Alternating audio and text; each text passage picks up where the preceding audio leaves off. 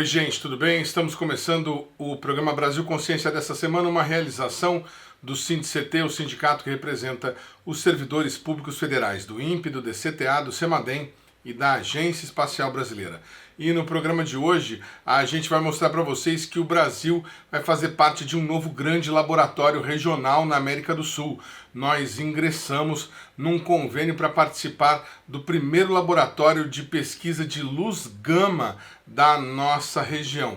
Veja ainda neste programa. Nós também vamos falar para vocês um pouco mais sobre a questão do veículo VS-50, que a aeronáutica contratou junto à iniciativa privada com o nome de Rato para fazer o teste com o veículo hipersônico 14X. Nós conseguimos um posicionamento da Avibraz sobre a proposta apresentada pela MECD e aceita pela FINEP.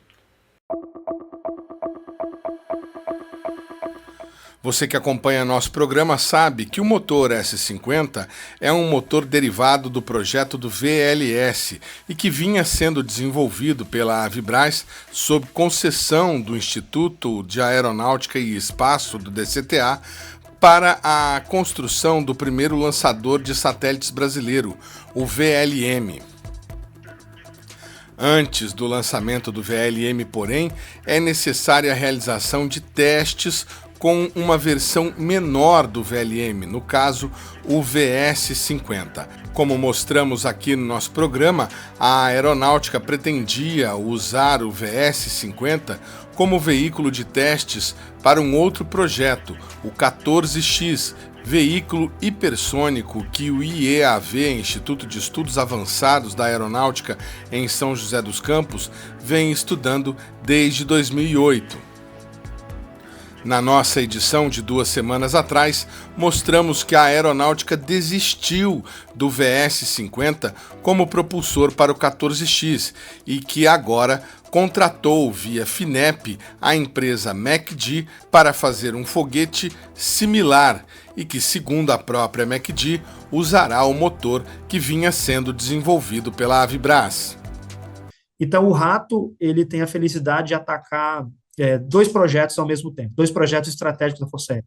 O primeiro é o 14X, o Scramjet, que vai ali na ponta, que é a carga útil, é o objeto a ser acelerado, e a Força Aérea foi muito feliz em fazer a escolha, e a gente atuou de forma bastante conjunta com a Força Aérea, em colocar um motor que era da preferência da Força Aérea para o programa espacial, que é o S-50. Então, a gente, com uma cajadada só, vai qualificar em voo 2 produtos. O 14X, vai fazer já protótipos dele em voo, né, dando continuidade à última missão, que foi a missão Cruzeiro de 2021, e colocando o motor S-50, qualificando ele em voo, né, que os últimos testes, o último teste foi em bancada, banco de tiro, agora colocando ele também em voo, então com isso a gente consegue não é um projeto importante só para a MECD, mas a gente entende que é um projeto muito importante para o Brasil.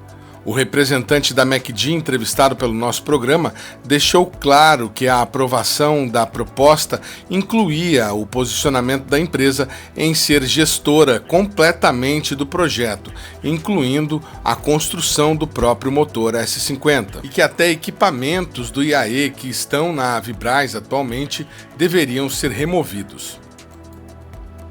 Com relação ao motor da Avibraz, a gente fez a seguinte análise de conjuntura. O Brasil hoje tem 2 locais que já estiveram operacionais para o carregamento de grandes motores foguetes. Um deles, sabidamente, é a usina Coronel Abner, pertencente ao IAE-DCTA. O segundo é a Avibraz, onde foi feito o carregamento dos motores S-50. Então, seriam os 2 lugares que potencialmente não só a gente, mas todos os consórcios de grandes foguetes pensaram. Então, a MECD também pensou neles. Há um pequeno problema, os 2 não estão operacionais hoje. Eles são 2 locais de grande capacidade, de grande conhecimento, com engenheiros brilhantes, mas, infelizmente, os dois passam por processo de falta de investimento. No caso da Avibraz, a Avibraz está numa situação extremamente delicada, né? Nem cabe a mim comentar muito, que eu não faço parte do processo, mas a MECD apontou uma terceira via nesse processo, que foi a via que foi aprovada pelo FINEP e aprovada pelo Comando Aeronáutico, que é fazer uma nova fábrica de carregamento de motores foguete nas dependências da MECD, em Paraibuna, né, no nosso site ativo, que já tem autorização para isso, onde a gente já faz o carregamento das bombas. Nós vamos subir um segundo galpão ali, em área já delimitada, em área já autorizada pelo Exército Brasileiro, para fazer o carregamento de motores. E por que isso? Para dotar o Brasil novamente de uma fábrica privada operacional de motores foguete no geral. Não só grandes motores, que é o caso do S-50, os demais motores de grande porte do IAE, também a gente também se tornou à disposição para os demais consórcios de foguete para carregar os estágios dos motores dele também, mas carregar calibres menores, foguetes mais de uso militar, 70 milímetros, 122 milímetros, calibres de uso de artilharia no geral. O projeto do motor S-50, ele foi concedido pela Aeronáutica, pelo IAE, à Avibraz. Para que vocês produzam, vocês vão fazer um novo acordo com a Aeronáutica? Essa é a intenção que a gente já demonstrou para a Força Aérea, não só da documentação e do projeto, tá, Edmond, mas também dos ferramentais. Tem muita coisa do IAE que está na Avibraz hoje, que está em comodato, que está em empréstimo para a Avibraz. Então, tudo aquilo que já se viveu e já se projetou, a gente não quer começar do zero, que esse, aliás, o custo e o cronograma não permitem que a gente se dê ao luxo de fazer tudo de novo. Então, já existe muito esforço colocado, é um motor excelente, o S-50, ele é a base do programa espacial, não só para o VLM, mas para as demais versões de lançadores que o Brasil tem no seu projeto. Então, a nossa intenção é justamente partir, pegar os desenhos do S-50, o projeto, os cálculos de dinâmica, os cálculos estruturais, aproveitar todos os relatórios de teste, tudo que foi feito até agora, e continuar daí. Então, os ferramentais, as carretas de transporte, tudo aquilo que já existe, a gente quer fazer novamente uso disso para que a gente possa, né, dado que o recurso do edital é limitado e o recurso foi calculado, né, pelo FINEP e pela Força Aérea, já tendo em mente de que se partiria de onde se fez, isso ficou muito claro para a gente, quando eles orçaram o rato, não era para fazer um motor novo, era para continuar de onde parou. Então, para fazer sentido, a nossa participação, a gente vai continuar com essa estratégia. O que mudou foi a questão da fábrica, que é uma fábrica que se fez necessário para a proposta parar em pé, mas o projeto é o projeto da Força Aérea. Então, a MECD vai estar dando continuidade com assistência constante, a revisão constante da Força Aérea, para que esse motor tenha a cara e o jeito daquilo que eles esperam.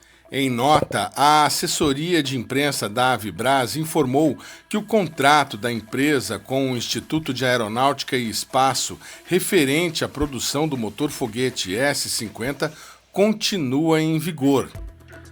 Na nota, a empresa ressaltou ser a única produtora do motor com autorização da Aeronáutica e enalteceu as características técnicas do produto que ela deveria ter condições de entregar.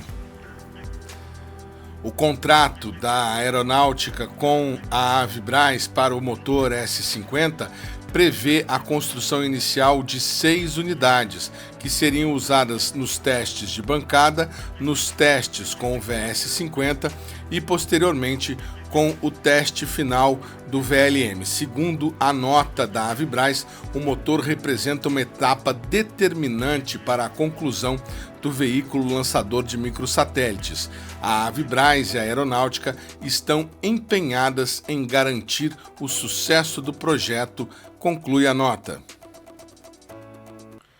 Muito bem, daqui a pouquinho no nosso programa, posicionamento de uma das lideranças do governo no Congresso sobre a tramitação do projeto do deputado Guilherme Boulos, que pode desapropriar a Avibraz, e também sobre as negociações conduzidas pelo BNDES para que a empresa seja assumida por um grupo de empresas brasileiras. É ainda neste programa. Mas, enquanto isso, os trabalhadores da Avibraz continuam amargando um período de muita dificuldade. A greve na empresa completou 700 dias no último mês de agosto. E a gente traz agora para vocês um vídeo produzido pelo Sindicato dos Metalúrgicos de São José dos Campos sobre a questão.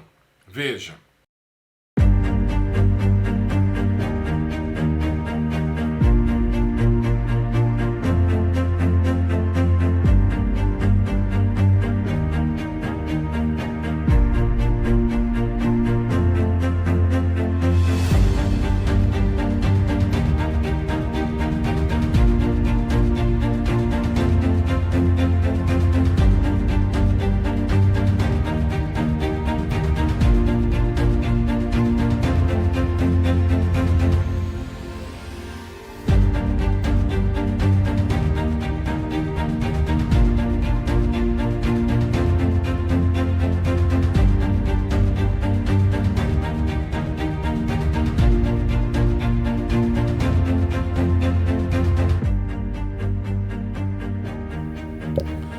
O Sindicato dos Metalúrgicos de São José dos Campos move uma ação civil pública contra o governo federal, pedindo que o Estado intervenha na empresa.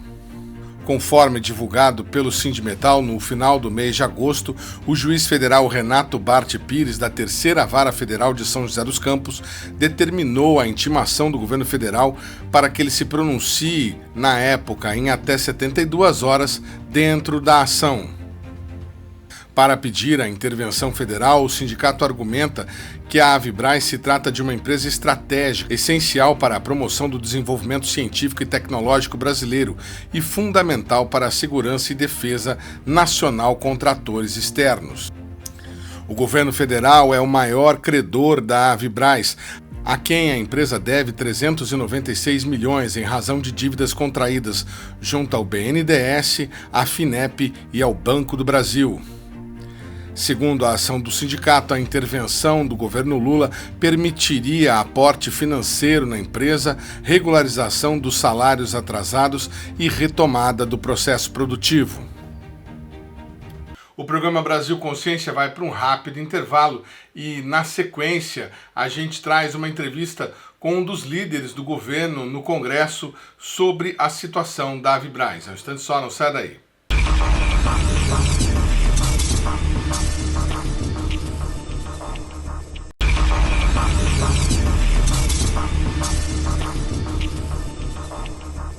Muito bem, vamos tentar saber agora um pouco de como está dentro do governo a expectativa para a solução do problema da Avibraz. Vamos conversar então diretamente de Brasília, que gentilmente aceitou nos atender, com um dos líderes do governo, o deputado Carlos Zaratini. Muito bom dia, deputado, obrigado por você ter atendido ao nosso convite. Houve na semana passada a divulgação de uma informação pela CNN de que o governo articula via BNDES a formação de um pool de empresas para tentar assumir e gerenciar a Avibraz. Até onde essa iniciativa já chegou aí ao parlamento? O que vocês têm ouvido dos interlocutores que vocês têm no governo sobre a disposição em tentar resolver esse problema? Bom dia. Bom dia a todos que estão nos ouvindo. Um prazer falar com vocês. Bom, a situação da Avibraz é uma situação bastante complexa, né? E começa pelo fato do que o seu proprietário dificulta muito a transferência do controle da empresa e nenhuma outra empresa vai aceitar assumir dívidas tão altas como tem a Avibraz, né, sem ter as condições de controle total, né? A gente viu uma ação de uma empresa australiana que veio anunciando que tinha interesse, pegou uma carta que deu-lhe direitos de prioridade nessa compra, né?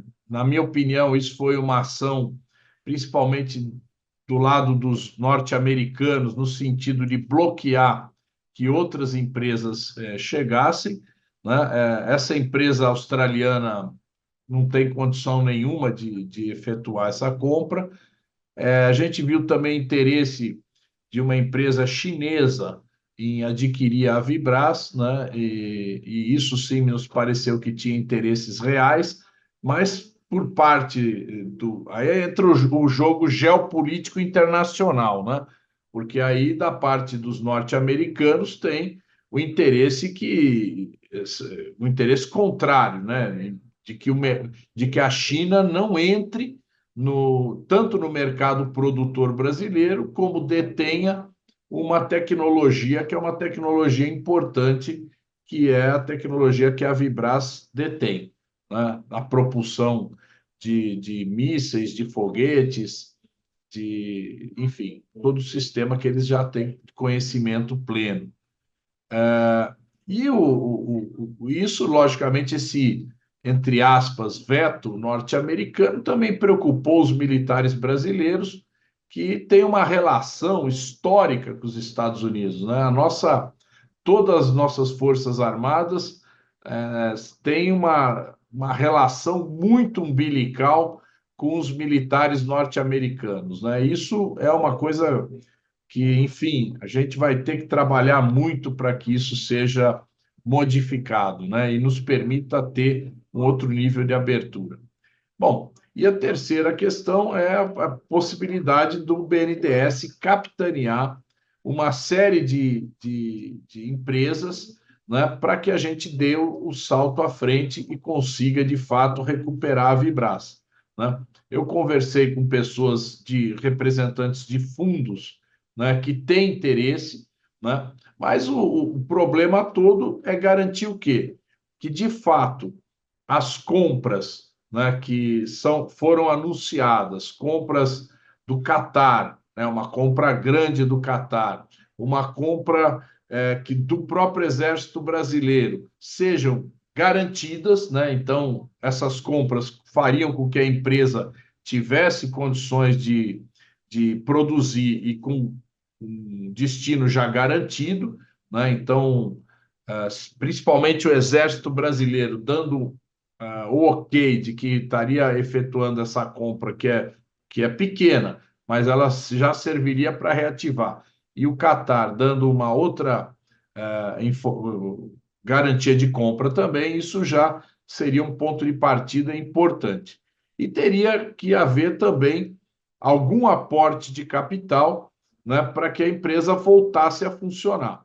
Além, evidentemente, de um acordo com os trabalhadores, né, no sentido de que haja garantia do pagamento dos salários para frente, né, e um acordo em relação ao para trás, né, ao que os trabalhadores têm a receber de todo o período que eles têm os salários atrasados, né? Normalmente, nesses casos, a própria justiça já determina um parcelamento, né, desse atrasado. Então, e eu acho também que os trabalhadores não se oporiam a uma solução em que eles tivessem garantia de receber corretamente os seus salários mês a mês e tenham um projeto, um plano de recuperação daquilo que ficou não pago, né? Então, é uma solução complexa, mas eu acho que o BNDES tem condições de encaminhar isso. Nesse interim, enquanto as empresas Norinco e a Defendtex faziam as propostas, enquanto tudo isso acontecia, nós tivemos aí uma decisão judicial mediante uma liminar do sindicato para que o governo estabeleça em 72 horas aponte caminhos para a solução. Além disso, nós tivemos também, 2 semanas antes, o ingresso por meio do deputado Guilherme Boulos de um projeto de lei no sentido de desapropriar a Vibraz. Eu estou usando o termo desapropriar porque é o termo que consta no projeto de lei. Como é que vocês viram essas duas iniciativas? Houve discussão a respeito do projeto do Guilherme Boulos? Olha, lógico, eu acho que a proposta do Boulos é a proposta ideal, né? Que se a gente crie que a gente tenha uma empresa efetiva da, sob, sob comando do governo brasileiro. Eu acho um pouco difícil, porque a gente tem uma limitação orçamentária violenta, né? O arcabouço, o famoso arcabouço fiscal, ele põe uma restrição violenta nos gastos do governo. Nós estamos vendo que o governo teve que fazer contingenciamentos bilionários, né, de áreas importantes da educação, da saúde, então, da própria defesa.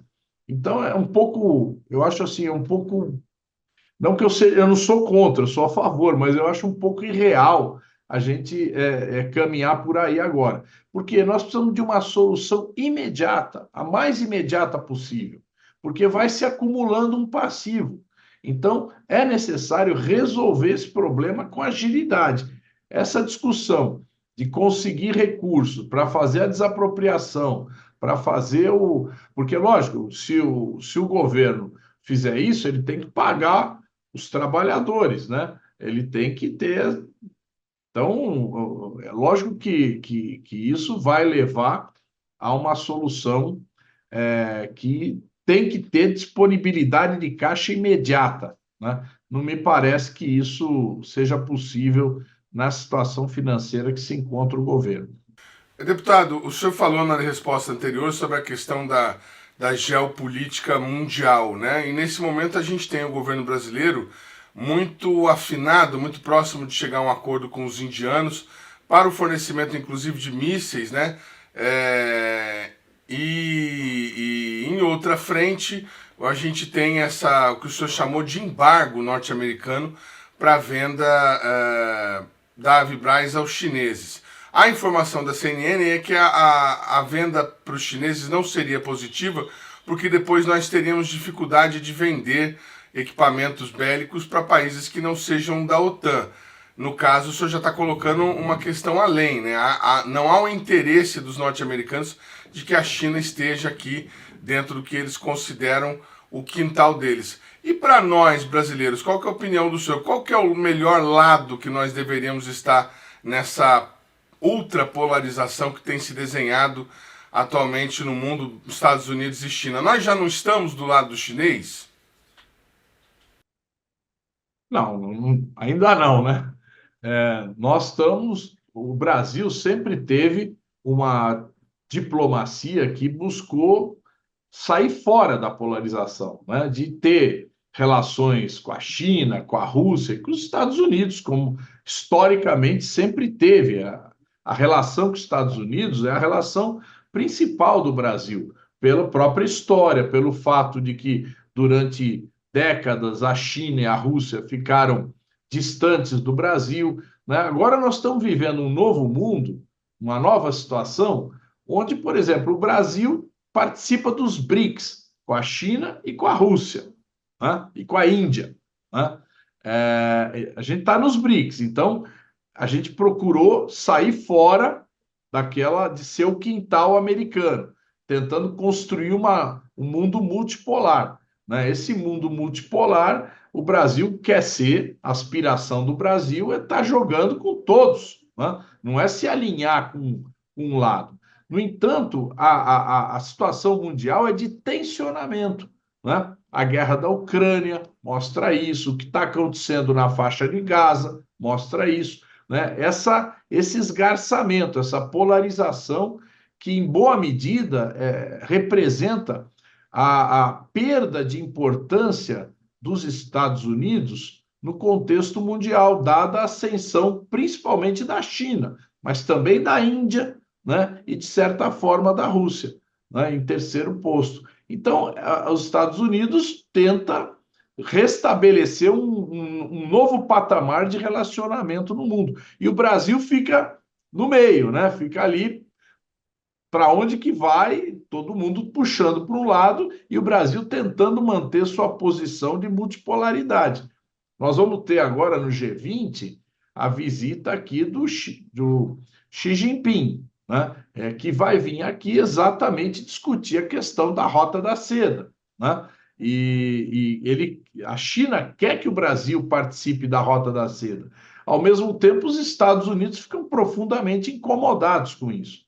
Ao que me parece, o encaminhamento que o presidente Lula vai dar é exatamente de estreitar as relações com a China, né? Mas isso sempre com muita mediação, com muita, vamos dizer assim, cautela, né?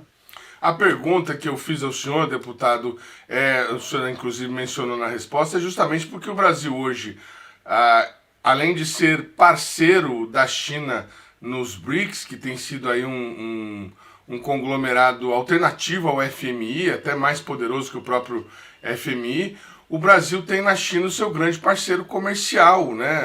A China compra da gente muito mais do que nós vendemos para ele. O resultado da balança comercial é superavitário há muito tempo, enquanto os Estados Unidos exigem, além de nos fazer bastante veto em diversas ações, boicotes e tudo mais, eles exigem a reciprocidade da balança comercial. Então, nós acabamos, a nossa balança com eles é deficitária há 14 anos, nós acabamos comprando muito mais do que vendemos. A pergunta que eu fiz para o senhor é assim, na opinião do senhor, a China não é um parceiro melhor, mais leal para nós? Olha, eu não sei te dizer, fazer esse tipo de julgamento.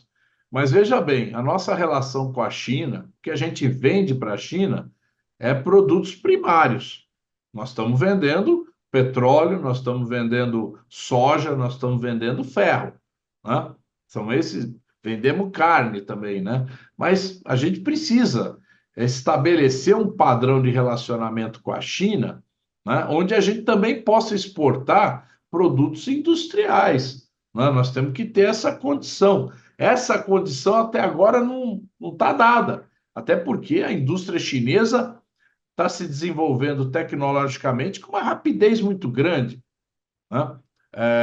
Por exemplo, nós estamos sendo grandes importadores de carros elétricos, né? A quantidade de carros elétricos chineses entrando no Brasil deu um salto gigantesco. Agora, isso vem de que forma? Nós queremos que eles instalem uma indústria de carros elétricos aqui, mas até agora isso não se efetivou. Então, veja bem, a gente quer ter uma relação onde haja transferência de tecnologia para o Brasil, que o Brasil possa exportar para a China produtos industriais, que a gente não fique parado aí nos produtos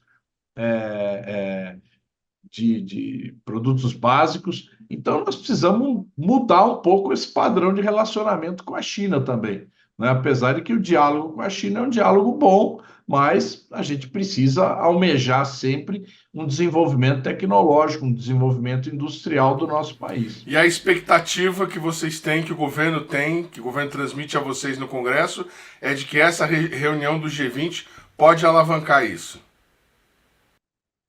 Com certeza, nós vamos ter uma reunião importantíssima do G20. O Brasil já está apontando questões importantes para o debate, a questão da transição ecológica, a questão da distribuição de renda, né, da redução da desigualdade, da tributação dos capitais que transitam pelo mundo, né? Então, o Brasil está apontando, está pautando um G20 muito importante. E eu acho que nós vamos ter um resultado grande. E, lógico, as bilaterais que o governo vai fazer, especialmente com a China, vão ter destaque também nesse processo. Eu quero agradecer demais a participação do deputado Carlos Zaratini, vice-líder do governo no Congresso, aqui no nosso programa. Obrigado pelas informações, viu, deputado? Eu te agradeço e uma boa tarde a todos e todas que nos ouviram. O programa Brasil Consciência vai para um rápido intervalo, mas na sequência você confere a entrada do Brasil no primeiro laboratório de luz gama da América do Sul. É um instante só, não saia daí.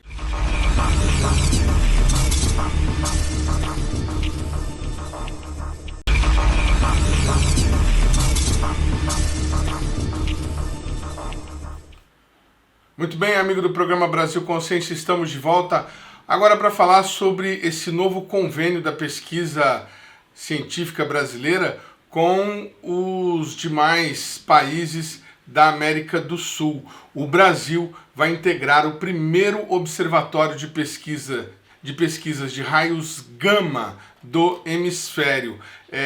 O local para a instalação desse novo parque é o Parque Astronômico do Atacama, no norte do Chile, e o observatório vai ser chamado de Observatório Austral de Raios Gama de Amplo Campo de Visão. O Brasil será um dos cofundadores. Para falar sobre esse assunto, a gente está aqui com o doutor em Física Ulisses Barres de Almeida, que é do CBPF, do Centro Brasileiro de Pesquisas do Centro Brasileiro de Pesquisas Físicas, do CBPF, me perdoem. E ele vai conversar com a gente sobre esse projeto que o Brasil passa a integrar. A construção do novo centro começa no ano que vem. Boa tarde, doutor. Obrigado por você ter atendido ao nosso convite. Primeiro, eu queria que você explicasse aí para o nosso telespectador. A gente tem um público bastante interessado, mas nem todo mundo é tão bom em física assim. O que seriam esses raios gama, doutor? Boa tarde. Boa tarde, é um prazer estar aqui com vocês, Edmond. Os raios gama são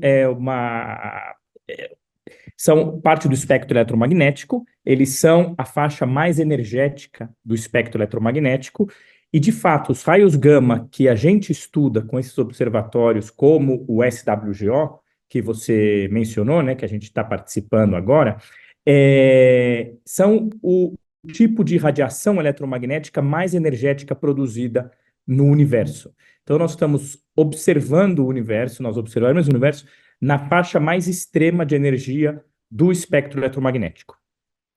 Muito bacana. E como é que foi a incursão do Brasil nesse projeto? O Brasil já tem algumas colaborações com laboratórios instalados no Chile, como telescópios. Como é que se deu mais esse acordo, professor?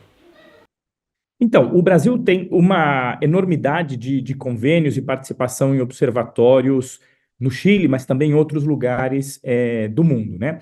Nessa área particular de altas energias, o Brasil também está envolvido num outro observatório muito importante, também de raios gama, mas com características diferentes do SWGO. Por isso a gente fala que, mesmo assim, o SWGO é o primeiro, porque é o primeiro desse tipo, depois a gente pode falar um pouquinho em detalhes sobre isso, que chama CTA, Cherenkov Telescope Array Observatory.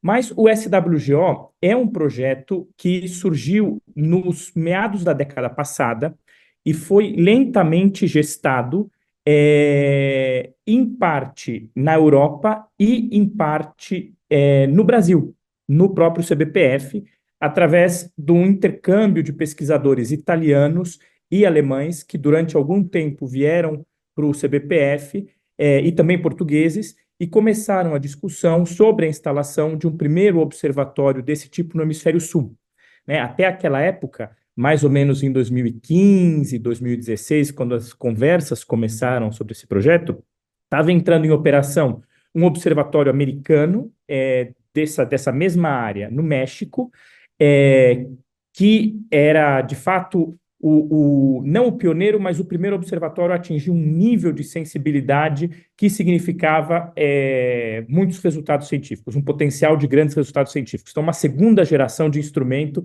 que realmente ia fazer o breakthrough na área, né? E os chineses estavam discutindo a instalação de um observatório na China, que veio a se concretizar em 2020, 2021. Porém, o céu nessa faixa de energia e com esse tipo de instrumentação de amplo campo de visão só tinha sido observado até então, ou estava planejado, né, ser observado em meados da década passada no hemisfério norte. Então, tinha uma carência de propostas para o hemisfério sul, e foi assim que o projeto foi gestado. Ele não foi gestado com esse nome, ele não foi gestado com essas características. O SWGO, que a gente fala hoje, ele surgiu depois da fusão de uma proposta americana para o hemisfério sul, americana e alemã para o hemisfério sul, e essa proposta portuguesa, brasileira e italiana para o hemisfério sul, que se concretizou em 2019. Então, a comunidade internacional, em vez de fazer dois projetos separados, entendeu que era melhor se unir.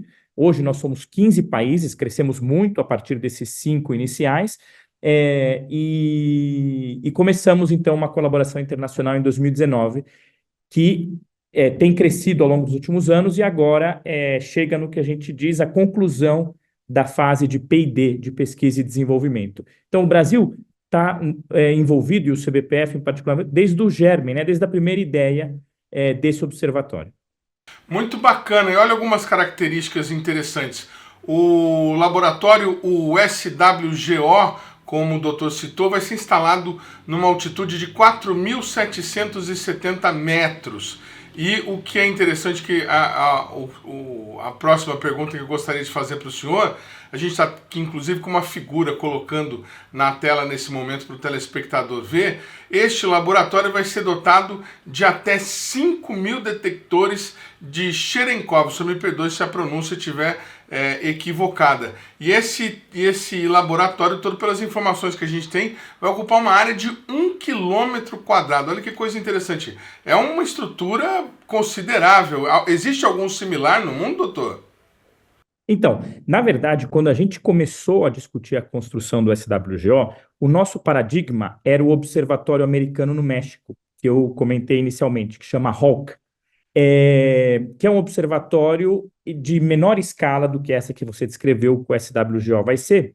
Porém, no meio tempo, né, depois já da fundação da colaboração SWGO em 2019, os chineses lançaram o observatório novo deles, o LASSO, que tem uma escala, aí sim, parecida com essa que você descreveu do SWGO, e os resultados foram tão formidáveis que se tornaram o novo parâmetro da área. Então, quer dizer, durante o seu processo de gestação, de P&D, o SWGO teve que crescer para responder aos novos resultados que os chineses obtiveram no Tibete, e por isso atingiu essa escala tão grande, que no início não estava no nosso horizonte, mas agora certamente está, e só significa que, cientificamente, o potencial de um observatório como esse é muito maior do que a gente esperava de início, e justifica uma ampliação da escala e da sensibilidade do instrumento.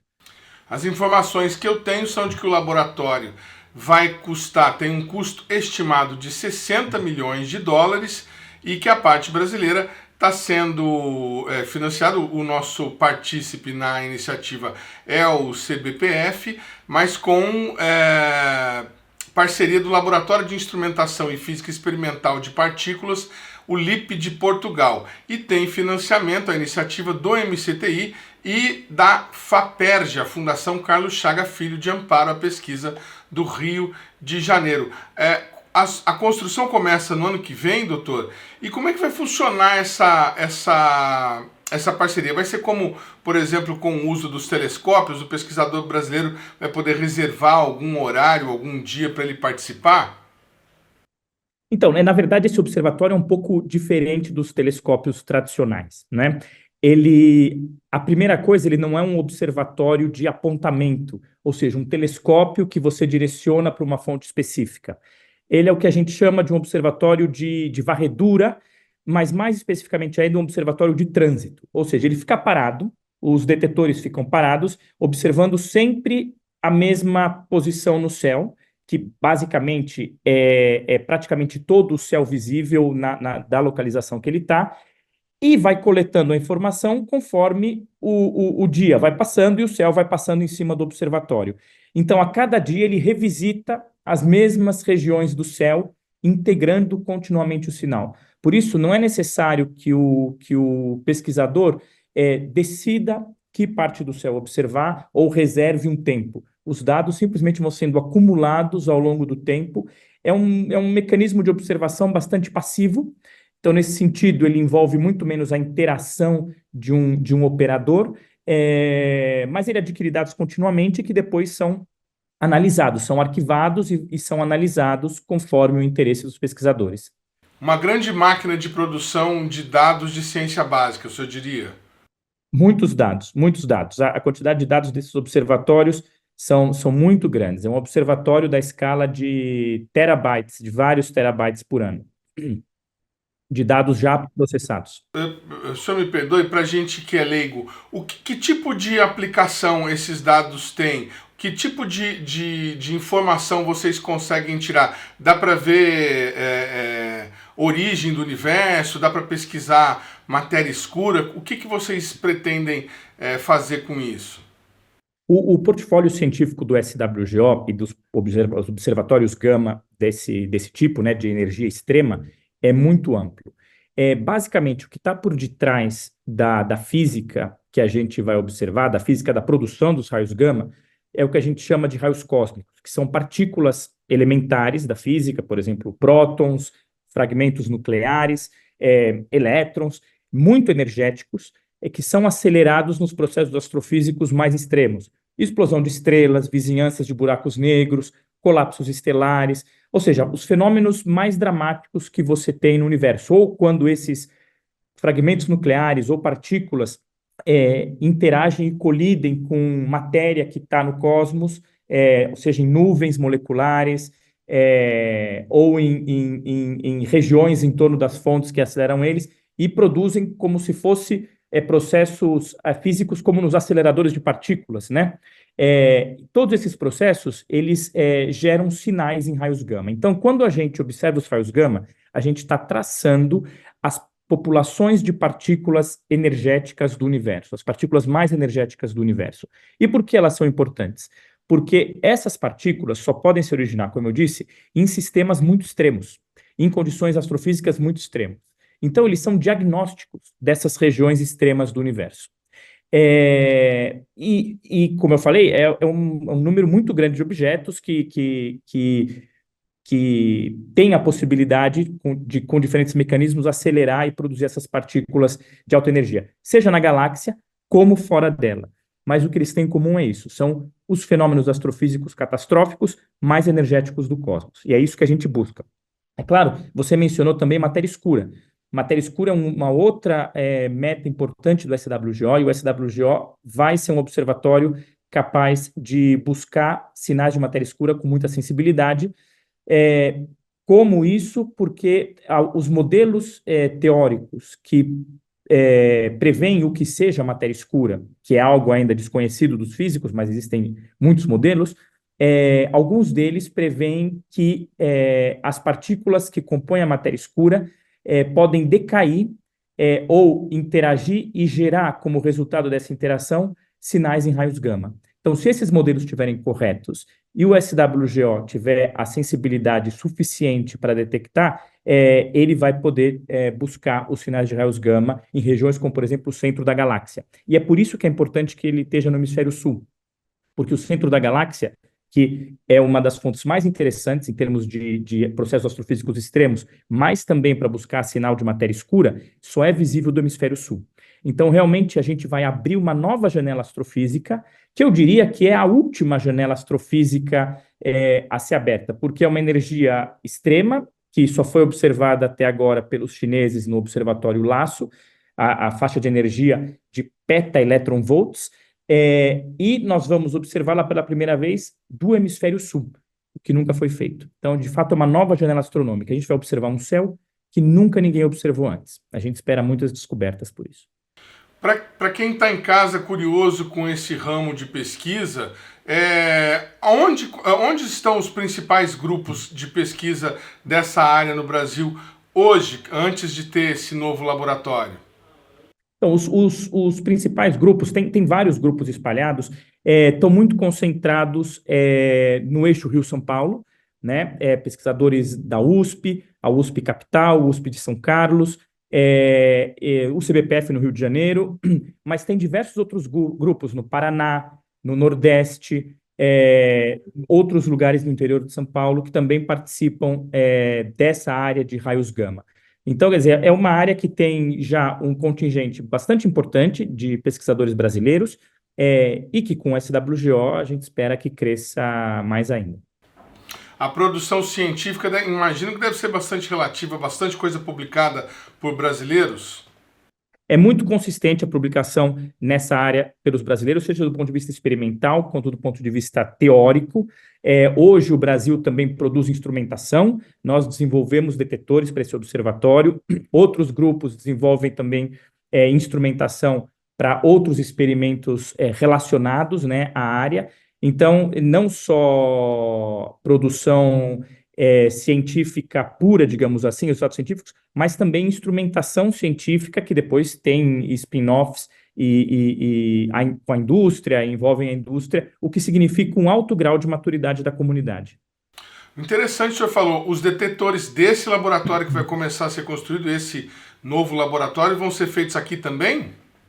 Vão ser feitos aqui também. Nós, como é comum nessas grandes colaborações internacionais, durante a fase de pesquisa e desenvolvimento, os diversos grupos no mundo, que são dezenas de institutos, fazem propostas e desenvolvem propostas para o que comporá, né, o que será o detetor do observatório. E nós fizemos a proposta para um dos detetores do observatório e essa proposta está indo adiante. Então, provavelmente, o Brasil vai ser um dos fornecedores dos detetores do SWGO com tecnologia desenvolvida no Brasil, no CBPF, em parceria com o Instituto LIP de Portugal, que foi mencionado anteriormente, e envolvendo a indústria brasileira. Que bacana, deve sair uma licitação mais para frente aí para a indústria para seguir um projeto que vocês desenvolvam. Exato, exato. Muito legal. E a construção começa no ano que vem? Qual que é a previsão de conclusão? Qual que vai ser também, doutor, se eu me permitir, a participação brasileira? O senhor falou que vai ter essa parte com detetores, a gente vai fornecer detetores, a gente vai entrar com dinheiro, como é que vai ser isso?